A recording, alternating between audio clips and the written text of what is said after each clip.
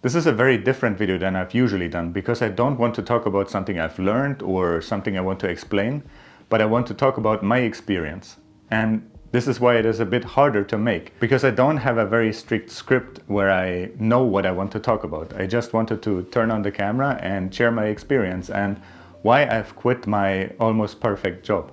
I recently resigned from my job as an engineering manager, and despite it being almost perfect, it was really a very good job. I somehow felt that I had to move on and do something new. And by sharing my experience, I want to give you a different perspective if you are maybe in a similar situation. But before I tell you why I quit my job, I want to give you a bit of context. About 4 years ago, I took the decision to move from Germany to Sweden to start a new job. In Germany, I was already working as a senior software engineer, and then I started at Klarna as a senior software engineer working on the Klarna app. After a few months, I was lucky enough that my manager back then asked me if I could lead a team and if I could step up as an engineering manager. And that was a crazy experience I'm very grateful for. I not only made this transition, but I also found out that I think that I'm a much better engineering manager than I was a software engineer, because although I love technology and I love to nerd about architectural stuff or code details, I really like to work with people and the more holistic view of the whole product, the people and the teams, and really to deliver something of value to customers. And I really liked that. Unfortunately, this was in the middle of Corona. It was really in March 2020 where everything shut down and everything was in chaos. So that also obviously contributed a lot to my experience. I remember that the first 3 days of onboarding, I was in the office and I also met my team, but a few days later, everyone decided to stay home. And from then on, I basically almost worked remotely. Sure, sometimes we met in the office, but most of the time we worked remotely at our homes, which was also because a lot of the team members were not even in the same country or time zone. Because I first worked in a Swedish team locally and where everyone then worked from home. But then after a while, I got the opportunity as a manager to build 2 new teams in Madrid. And I was in Stockholm, so I was not physically at the same location. And after that, I even got the opportunity to lead a team in Canada, which was not even in my time zone. So in the mornings, I was all on my own in Sweden. And then in the afternoon, my colleagues woke up and we started the day together. And we only had a few hours of overlap.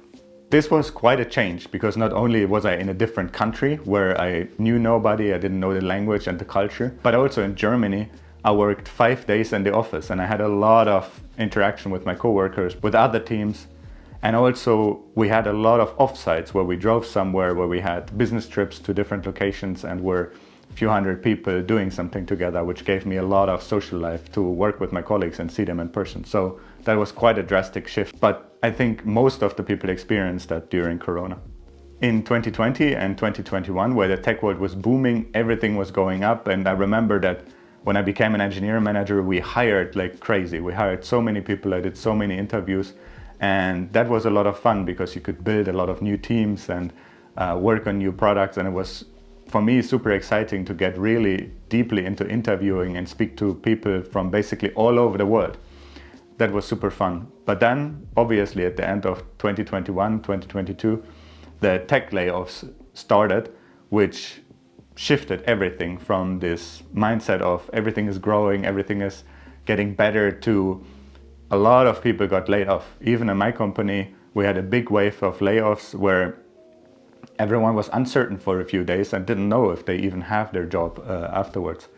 And I think this was one of the moments where my sentiment also shifted a lot, because it was not that stable anymore. And we had a lot of questions whether we work on this or that, or the team is still there. And a lot of people that you work with got laid off and you need to restart all the communication. And it really was a strong shift of the sentiment in the whole tech world. And this is also why I gave this video the title, I Laid Myself Off, because during this time, it was constantly in your head, like, what if I get laid off? Although I remember one time I switched managers. I switched from one manager to another manager. And during this time, I had temporarily another manager. And he came to me and said, hey, I was recently in a big meeting where we talked about the organization structure and I didn't even find your name. So I put it back on the board. So sometimes you are that close of getting laid off. Fortunately, this manager was great and he kept track of all the people he was managing, but that could have happened. So I constantly had the feeling that you could get laid off, which is a very uncomfortable feeling and doesn't lead to productivity or a mindset where you want to make things better. Because it is very difficult to deal with that stress and that uncertainty. And especially during this time I became a manager, so I was also responsible for other engineers that I also didn't want to get laid off. So that added a lot to my uncertainty and stress during that time. But I want to talk about the reasons why I quit. And this is not that easy to explain because objectively I had a pretty perfect job. And a lot of times friends came and visited me and I told them like my job is 90% perfect. And there's so much good things. And I a lot of times also thought about, should I quit? Should I move on? Should I go to a different company? And I remember with my girlfriend, we had the whiteboard and we made pros and cons. And I always had a huge list of pros and only a few cons. Because in my job, I learned a lot. I had great colleagues. It was amazing how many people from all over the world worked together with us. And they were incredibly smart and incredibly talented.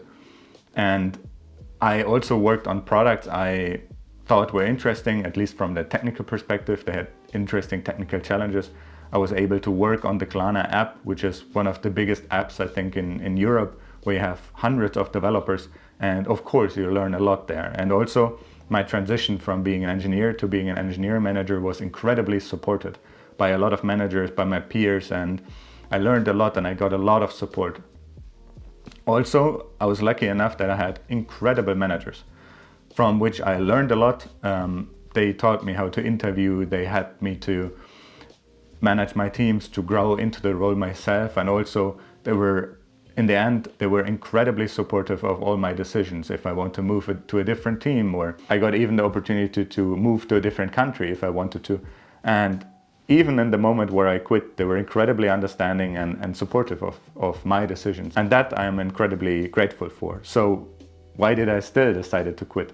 I quit eventually because I always had the feeling that I want to work on something I want to work on, so I believe in. And I reflected a lot on it, and I even paid a coach to help me to figure out this question. And for me, it is really about purpose. And if I was honest to myself, the financial system, finance or fintech didn't make me want to get up in the morning on a Monday morning and go happily to the office and solve those big problems. Because in the end, this was just another fintech solution where we transfer money from A to B, but we don't solve any of the bigger problems in the world. And right now I want to look for opportunities where I can contribute to something larger. Maybe in a space where you feel more purpose. And I'm also incredibly lucky here that I can think about it. We earn good money, we have very interesting jobs, but now I can think about purpose. And I want to maybe work on something related to health or the environment or AI, new solutions that make our lives easier in a space that I am excited about. And even though my job was objectively perfect, this part grew larger and larger, and I was really focused on something where I can add purpose. And this was also exactly the moment where I decided to start a YouTube channel, because I was thinking about how can I help people with the knowledge I have, the knowledge I learned. And as an engineering manager, I had so many interviews that I could talk about interviews and could help people to go through their interviews. And immediately, the second I started uploading videos, I had the most amazing opportunities. People reached out to me. I helped people from different countries to get jobs, and that was really incredibly fulfilling, much more fulfilling than the job I had. And this is also where I got the feeling that I have to change what I'm doing.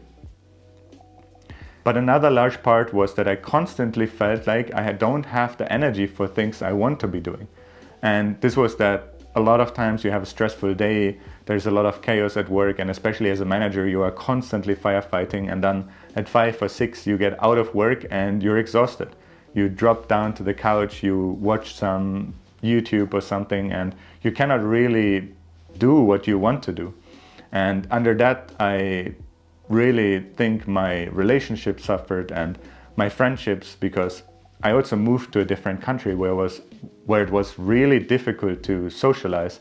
And if I wanted to socialize, I had to bring a lot of energy into it. I had to make plans and invite people and ask people to do something. And if you're already exhausted after work, you're not doing that. And then it's incredibly hard to make friendships.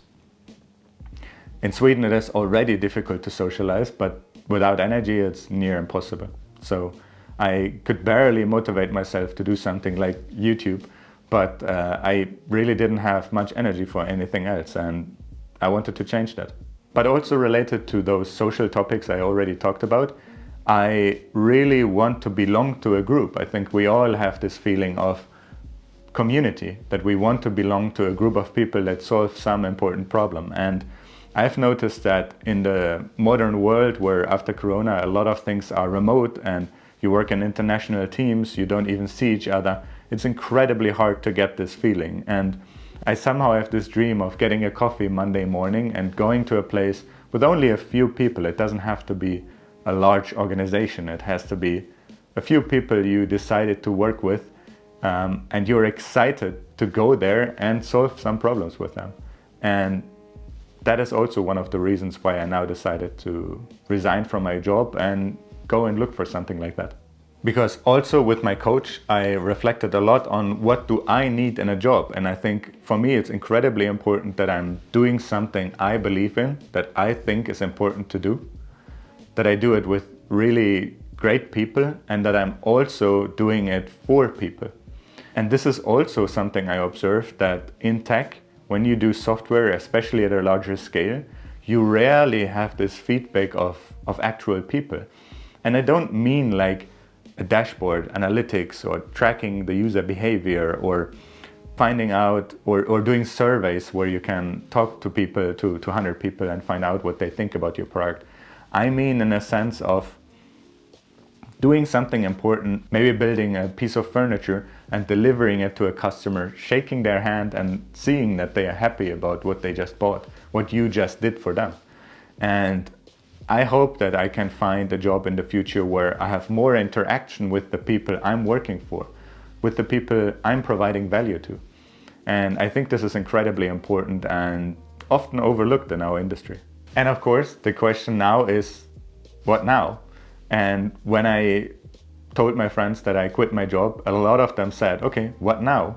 What do you have lined up next? Because it is so normal in our careers that we only quit our job if we already have a better offer. And during my time in my job, I constantly spoke to other companies. I believe that you should never stop that. So I constantly reach out to other companies. I go to meetups and I have some interviews here and there and see if there's something interesting to work on. But since for me it was not only about more money or more influence or something, it was really difficult to find the right thing what you want to work on. So the question, what do I do now? I can't even answer. I don't know what I'm doing now, and this is exactly why I did it. And very recently I heard a quote that described so perfectly what I'm feeling right now. It was from Jacob Collier when he was on the Colin and Samir podcast. He talked about creativity and said a sentence that really struck me because it described exactly what I'm feeling right now. He said, I don't know who I am, but my job is to make place for who I am. And this is exactly what I feel right now. I want to make a bit of place, get a bit of time, meet interesting people, find problem spaces I'm interested in working at, doing more YouTube videos, sharing my experiences with you, and figuring out what to do next. And I think this is incredibly exciting, obviously a bit scary, but of course I ask myself, what do I want to make space for? Because it's a very difficult question. What do I even want to work on? But I constantly have those small projects where it's incredibly exciting to work on. And when you see this video, I probably already uploaded the video I'm now working on. I had an incredibly silly idea. It doesn't make sense. It is not a good business idea, nothing, but I'm extremely excited and joyful working on it. I can't wait to go back and continue editing a bit. And for such things, I want to make space, that I can do the things where I'm actually really excited about. And my theory is that if I'm making space for myself and what I wanted to do, I work more on such exciting things that bring me joy just creating them, and then I can share them with you and find like-minded people that I can maybe create something together with. And I think this is almost what life is about. So this is why I'm incredibly excited about this upcoming months and the uncertainty and the unknown I'm going into. But I got such a warm response to when I announced that I quit my job. only from this one post, I got several opportunities that people reached out to me and said like, hey, if you're free, let's chat, maybe we can work together. And I think this is incredibly exciting. And my first step is now to travel a bit, to recharge my social batteries. I flew back to Germany and staying now at a friend's place. And from there, I want to travel to a few more places, meet interesting people and exchange ideas and find out what is next. That was all I wanted to share. If you are in a similar situation or something resonated with you, or even better, you have an opportunity or an idea what I could do next, write it in the comments or connect with me on LinkedIn. I'm always happy to go for a coffee or have a virtual chat and talk about interesting stuff in life. Thanks for watching. Bye.